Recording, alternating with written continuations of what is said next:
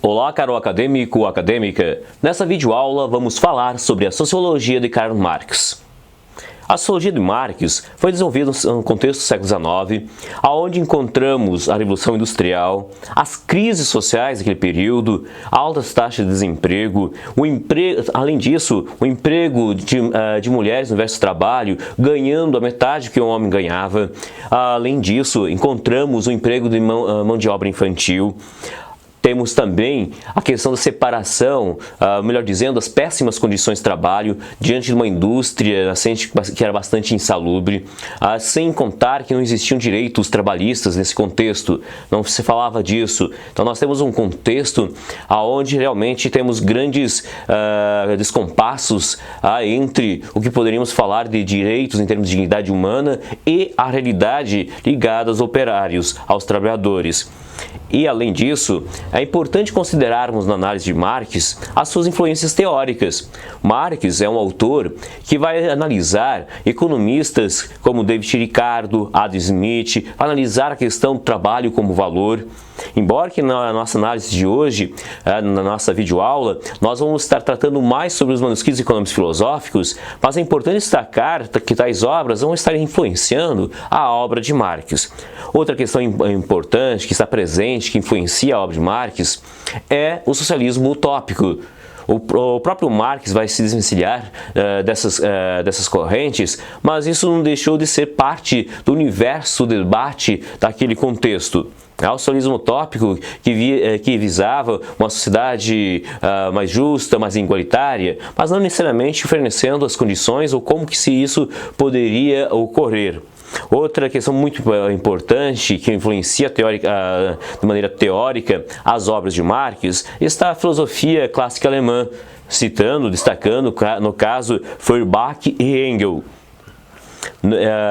E as teses desses autores vão ser importantes para pensarmos a questão do materialismo e da própria dialética, que depois, mais adiante, vamos ver como isso é empregado.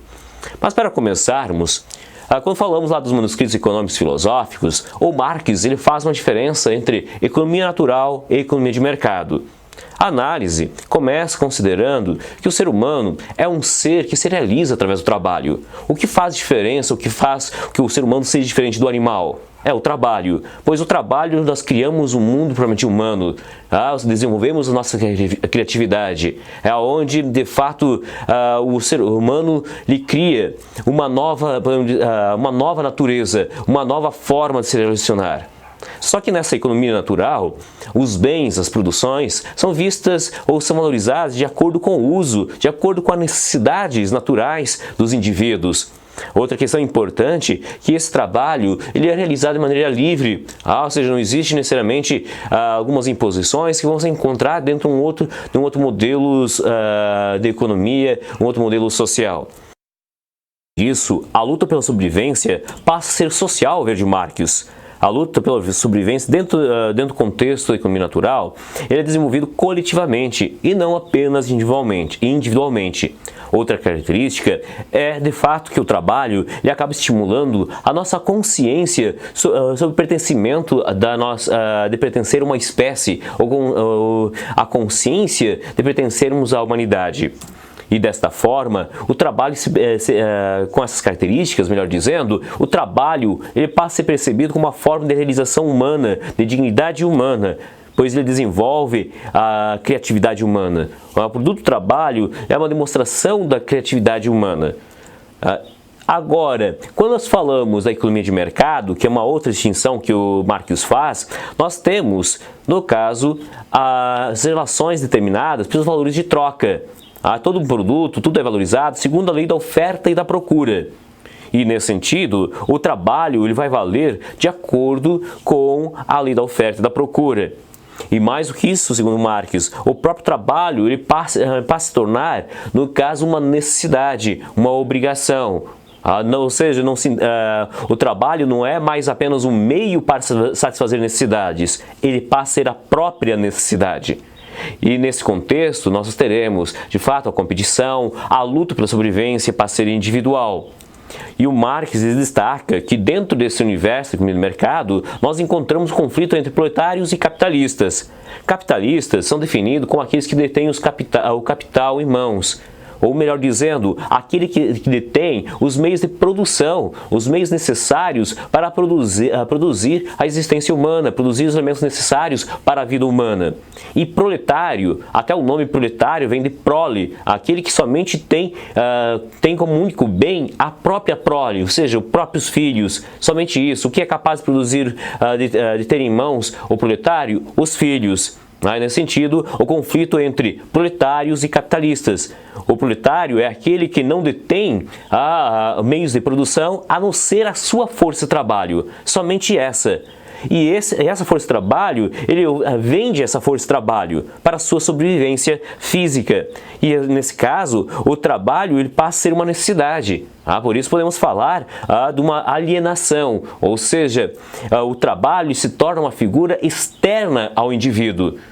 Não tem mais, o trabalho não pertence mais ao proletário, ao trabalhador. O trabalho passa a ser uma figura externa. Eu preciso procurar um trabalho para poder sobreviver nessa lógica. Então o trabalho ele não é mais livre. Então, desse fato, vamos encontrar esse conflito constante entre classes sociais. Até o motor da história vamos encontrar no conflito de classes sociais, que é um dos conceitos que Marx vai estar trabalhando. Então, é muito importante ter isso em consideração. Mas se nós observarmos, aqui no caso, o trabalho, ao contrário que da economia natural, ele não é mais visto como meio para a satisfação das necessidades, mas ele é a própria necessidade. Então torna-se importante ter isso em conta. Como Marx diz, a única alternativa do trabalhador é trocar ou vender a sua força de trabalho para sobreviver. Isso é uma necessidade. E nessa condição, o próprio trabalhador se converte numa mercadoria, que passa a ter um valor de mercado. É determinado pela lei da oferta e procura, pois ele se estabelece numa relação de troca. Estabelece uma relação de venda. Ele passa a ser medido desta forma. E segundo Marx, o valor do trabalho ele passa a ser determinado da seguinte forma. Existe um princípio, uma lei, que ele comparava de acordo com o seu contexto, dizendo que o trabalhador era pago de acordo com o mínimo necessário para a sua sobrevivência. Ou seja, o necessário para que ele possa viver, subsistir. Não necessariamente para que ele possa, no caso, crescer ou adquirir mais capital. Não, na realidade, ele ganha o suficiente para sobreviver. Então, o valor pago é o mínimo e não mais do que isso. E além disso, segundo Marx, o trabalho, como ele não realiza no ser humano, ele passa a ser um contexto de como se fosse uma espécie de prisão. O ser humano tem a necessidade de trabalhar. Ele não tem outra escolha. Se o trabalho não realiza mais os indivíduos. Poderíamos trazer, nesse caso, alguns exemplos, como o da segunda-feira. A maior parte das pessoas, quando pensam na segunda-feira, não veem a segunda-feira como o melhor dia da semana, porque temos que trabalhar, passa a ser uma necessidade. Já a sexta-feira ou o sábado passa a ser o melhor dia. Por quê? Porque o indivíduo ele vai sair do trabalho. Segundo Marx, aqui nós temos alienação do trabalho, pois a atividade humana que dignifica, que faz toda a diferença para a humanidade, é onde o ser humano se sente aprisionado, ele se sente como um dever, ele tem a necessidade de trabalhar, ele não tem escolha. É uma espécie de prisão, ele não vê a hora de sair. E no caso, ele se sente bem em atividades que são próprias dos animais, como comer e beber. Não que isso não seja propriamente humano, mas são atividades que não nos diferenciam dos animais. São atividades que nos mantêm em pé de igualdade, pois o animal também vai ter a necessidade de comer, beber, a necessidade de determinados prazeres, da mesma forma. Agora, o que faz o ser humano diferente é o trabalho, só que esse trabalho passa a ser onde o ser humano se sente aprisionado. Imagine o trabalhador lá do século XIX, XIX, dentro do contexto das fábricas, não seria possível perceber esse indivíduo como um ser livre, ainda mais pela extensa jornada de trabalho e assim por diante. É muito importante trazer esse contexto da época. Então, aqui nós temos a alienação do trabalho. Além disso, Marx destaca uma outra forma de alienação, ou seja, se eu vendo minha força de trabalho, é natural que o produto trabalho não me pertença. Ou seja, o produto trabalho passa a ser, no caso, de outro, não mais meu, porque eu vendia minha força de trabalho, é natural que esse não me pertença. E o Marx diz o seguinte, ele diz o seguinte, que esse produto trabalho, ele acaba se convertendo como uma força estranha contra o próprio trabalhador. Ou seja, a riqueza que ele produz acaba se transformando em uma forma aonde que o indivíduo não, é uma forma em que age contra o indivíduo. Como assim? Eu gero riqueza, essa riqueza é produzida em novas tecnologias, essas tecnologias vão substituir a minha mão de obra de trabalho. Ou seja, daqui a pouco o meu único meio de subsistência passa a ser substituído por uma máquina, uma tecnologia nova, graças à produção que realizei. Então, dessa forma, o produto trabalho age como uma força estranha ao trabalhador e não como uma forma de demonstração da sua criatividade, como seria numa economia natural, segundo Marx. Além disso, o Marx também destaca a alienação do ser social, porque a luta pela sobrevivência, ela passa a ser, nesse contexto, individual. A luta pela sobrevivência não é mais coletiva, cada qual busca o melhor espaço dentro do universo do mercado de trabalho. Então, as necessidades, aqui o trabalho, ele é o meio para se fazer nossas necessidades sociais, mas ele é realizado de maneira individual.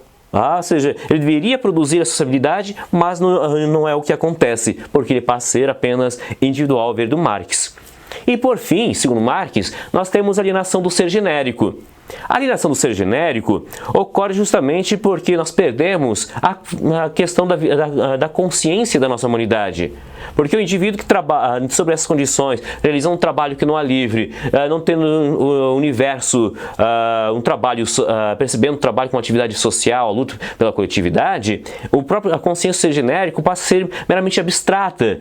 Então, ou seja, nós perdemos a consciência da espécie humana, de termos em conta a humanidade. Esse conceito passa a ser meramente abstrato, teórico. É muito difícil falarmos, por exemplo, da humanidade no nosso cotidiano, porque nós vamos pensar sempre de maneira meramente abstrata, teórica, não vai fazer parte das nossas vidas, não vai fazer parte da nossa consciência de fato, porque vamos estar lutando pela sobrevivência. Então perdemos essa condição do ser genérico. Porque a condição do ser genérico leva em consideração justamente que o trabalho seja livre, consciente e universal. São condições indispensáveis. E a partir do momento que assumimos a condição individual, perdemos essa consciência, nós perdemos essa possibilidade, nós temos uma alienação do ser genérico, como afirma Marx.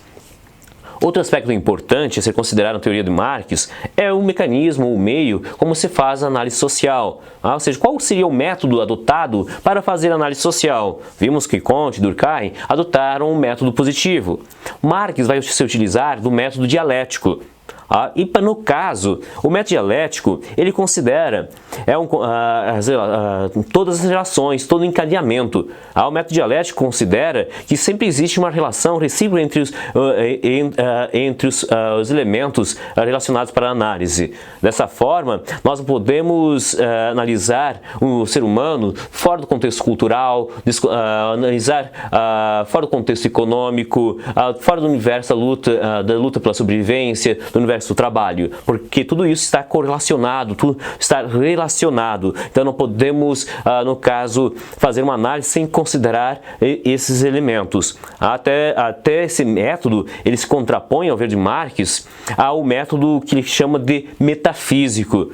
Pois o método metafísico, como ele define, ele trabalha com a ideia do que? De uma definição, a definição de ser humano em si, a essência humana. No caso, Marx define o ser humano, ele vai dizer, olha, quando falamos de ser humano, nós devemos considerar que o ser humano se define a partir da sua atividade, através do trabalho. Agora, quando eu considero simplesmente uma essência, eu tenho, no caso, uma definição metafísica, desconsiderando o contexto social dos indivíduos. E o Marx, nesse momento, embora tenha bebido muito lá nas fontes, nas discussões com Hegel, ele acaba demonstrando que ele tem algumas diferenças em relação à teoria dialética de Hegel. No caso, Hegel também trabalha com a ideia dos contrapostos, com a ideia do movimento, da transformação. Só que, no entanto, essa transformação ela ocorre mais a nível de pensamento, é o movimento da razão, do pensamento que leva a toda a transformação. Para Marx, esse movimento, essa ligação dos contrários, essas transformações, elas ocorrem dentro do universo social, dentro do universo da realidade. Então, podemos dizer que, ao ver dele, não é necessariamente termos em conta que o pensamento é dialético, mas sim que a realidade é dialética. E para entendermos um pouquinho do que ele quer dizer, é interessante considerarmos que a dialética tem a parte de alguns princípios. Entre os princípios é que quando formos analisar os fenômenos, tanto naturais quanto sociais, nós devemos considerá-los como interligados entre si, como um todo coerente. É importante considerarmos isso. Então, a realidade está interconectada. Todos os fenômenos estão interconectados. Quando, dessa forma, todas as disciplinas, de uma forma ou de outra, vão estar interligadas. Esse é um princípio da dialética. E outro é que tudo se transforma, tudo está em constante movimento. Como dizia o Heráclito, tudo flui, tudo está em constante movimento, tudo se transforma. É inerente a todas as coisas. Isso tanto para a sociedade quanto a natureza, o que está presente sempre é a transformação constante. E o Marx, podemos até trazer um exemplo, podemos trazer o exemplo da rosa. Segundo Marx, imagine um jardim, ou seja, uma rosa no meio do jardim, pressupondo que essa tivesse consciência. No caso, essa rosa no jardim poderia achar que a realidade sempre seria estática, que o jardim sempre seria perfeito. Ou seja, essa definição seria do metafísico. Porém, ela pode ignorar as transformações que possam estar ocorrendo. E daqui a pouco, o jardim em volta está sendo atacado por um formigueiro e, lá pelas tantas, essa rosa é a vítima do próprio formigueiro. Então, nesse sentido, a rosa não perceberia justamente essa transformação. Essa seria o quê? A visão do pensamento metafísico, do homem em si, de um conceito de definição única de ser humano. O ser humano ele se define, tem consciência sua espécie, mas através do trabalho, através da atividade, como um ser social. Temos que considerar isso. Então, quando nós consideramos a realidade de uma única forma, nós temos uma visão, a ver dele, como ele chama, metafísica ou idealista. Outra característica dialética é que justamente como tudo está em movimento, essas mudanças elas ocorrem não de maneira qualitativa apenas, mas quantitativa, aos poucos. Poderíamos citar o exemplo da água, ou seja, quando coloco aquecer a água, não é de uma hora para outra que ela vai evaporar, mas aos poucos ela vai aquecendo e com isso terei justamente a questão da formação do vapor. Da mesma forma, a unidade social, ela não se transforma de uma hora para outra. As mudanças vão ocorrendo por pequenas situações da sociedade, pequenas mudanças nas relações, nas formas de agir dos indivíduos, até que haja uma mudança qualitativa. Assim como podemos mencionar pequenas transformações que aconteceram dentro da sociedade feudal e dentro do próprio Estado absolutista, melhor falando, dentro do Estado absolutista, determinadas mudanças foram proporcionando as condições para a existência da burguesia nascente e para a formação do capitalismo. Foram vários movimentos, várias situações que levaram essa mudança qualitativa para formar aquilo que viéssemos depois chamar de capitalismo. Então não era uma hora para outra ou de um momento para o outro que as coisas se transformam, mas sim de pequenos movimentos quantitativos até chegar a uma mudança qualitativa de fato. Então, a mudança qualitativa sempre implica em várias mudanças quantitativas ao ver de Marx. E a sociedade, e mais importante ainda, é que a sociedade sempre está em constante movimento. E como que podemos perceber isso dentro da sociedade? Para Marx, tudo isso está ligado ao universo do trabalho. Esses princípios da dialética, o movimento dialético, da análise, nós podemos perceber essas transformações através do universo do trabalho. E mais precisamente, tendo em conta a relação de quem tem os meios de produção, ou melhor dizendo, a maneira como o ser humano se relaciona com a natureza. Essa maneira como o ser humano se relaciona com a natureza, o trabalho que desenvolve, a atividade que desenvolve, que chamamos de trabalho, analisando, fazendo essa análise a partir disso, podemos entender a sociedade, a humanidade e a maneira como os seres humanos se comportam. Dentro da sociedade capitalista, podemos compreender os seres humanos considerando a relação entre o trabalho e os meios de produção, como que de fato essa relação, essa combinação é o motor da história. Ou seja, o motor da história se faz por esse jogo, inclusive de interesse que vai ter dentro desse universo. Ela se faz justamente a partir do universo do trabalho. Então, nesse sentido, quando nós falamos de Marx, Marx destaca o universo do trabalho como um elemento fundamental para a análise social.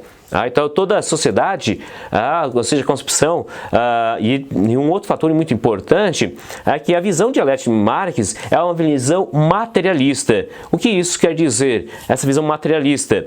Essa visão materialista parte de que toda a realidade, a concepção do que seja real, que aqui vem a grande questão, o que é real? Para muitos, o real pode ser decorrente de um pensamento ideal, primeiramente, ou seja, idealizamos uma realidade, nos projetamos e construímos a realidade. Mas podemos partir do inverso, o nosso modo de pensar, ou seja, nossas ideias, o que nós consideramos o melhor ou pior, é decorrente das nossas relações sociais. E aí eu tenho, no caso, uma visão materialista. Eu tenho uma visão de que a realidade à minha volta acaba moldando, de alguma forma ou de outra, o meu modo de pensar, meu modo de ser, de uma forma dialética, por sinal. Então, quando falamos do materialismo de Marx, falamos do materialismo, falamos da dialética, melhor dizendo, temos que considerar o materialismo, por isso falamos materialismo histórico, materialismo dialético. Então, ou seja, a natureza, a dialética corre o tempo todo e sempre tratamos justamente de uma concepção de mundo aonde que a maneira de interpretar os fenômenos sempre corre tendo em vista o universo da natureza ou o universo social. Isso vai implicar no meu modo, minha percepção de mundo, o modo de ser. Tanto é que é muito difícil se pensarmos uma outra sociedade, um outro modelo, se colocar naquele lugar, porque ou dizer faríamos diferente. Não sabemos, porque justamente as pessoas da época tendem a agir de acordo com as construções sociais, históricas daquele período, de acordo com os conflitos sociais existentes. Então, quando nós consideramos essa visão materialista, consideramos a realidade que está em volta. Por isso o Marx inclusive estabelece uma diferença entre materialismo e idealismo. Quando nós falamos da matéria, dizemos que a matéria é eterna, infinita, que vem primeiro e que determina as formas de pensar, de ser, a consciência, nós dizemos que temos uma visão materialista. Porém, se nós partimos que a consciência modela a realidade, nós temos o idealismo. Então, Marx é um pensador materialista. Vai trabalhar com o conceito de dialética e de materialismo ao mesmo tempo. E quando falamos de história, é interessante observarmos o seguinte, que para ver de Marx, a história é construída justamente nessa relação dos seres humanos com os meios de produção, em uma relação dialética. Isso é o que nós chamamos, em linhas bem simples, podemos dizer, ou até mesmo sendo um pouco coreanorista, sendo um pouco reducionista, podemos dizer que seria o materialismo histórico dialético. Ou seja, como que o ser humano, a maneira como o ser humano se apropria, se relaciona com a natureza, com outros seres humanos, como se dá essa relação com os meios de produção, tudo isso tem a ver com a história. A maneira de se apropriar, essas relações, a maneira como se ocorre essas relações de produção, as relações com as pessoas, vai ser o motor, vai ser o que vai levar às grandes transformações sociais. Então, para entendermos um fato histórico, torna-se indispensável analisarmos quais são os interesses, os meios de produção implicados, quais seriam as questões ligadas à propriedade, às relações com a natureza e assim por diante. Então, torna-se fundamental analisarmos dessa forma. E, por fim, então, podemos dizer dessa forma que, ao ver de Marx, quando nós falamos da relação ser humano e sociedade, a sociedade acaba determinando o modo de pensar dos indivíduos, a consciência do indivíduo no dado período. Então, ou seja, nossa consciência ela não é determinada unicamente por um ideal ou por um elemento externo, mas sim pelos elementos econômicos, sociais, culturais de uma determinada geração. E outro conceito importante a ser considerado aqui é, de fato, qual que seria o papel do Estado, olhando a questão da sociedade. Para Marx, o Estado ele desempenha uma função de superestrutura. O que seria a superestrutura? Superestrutura, ao ver de Marx, é justamente aquilo que garante um processo de dominação. Quando temos um conflito de classes sociais, qual será o papel do Estado? O Estado, para ele, deverá o quê? Proteger os bens e os interesses universais de uma das classes sociais, na perspectiva dele, porque ele faz parte da superestrutura, ele busca ordenar. Então, ou seja, ele busca ordenar isso a partir de uma expressão jurídica, de interesses de uma classe em especial.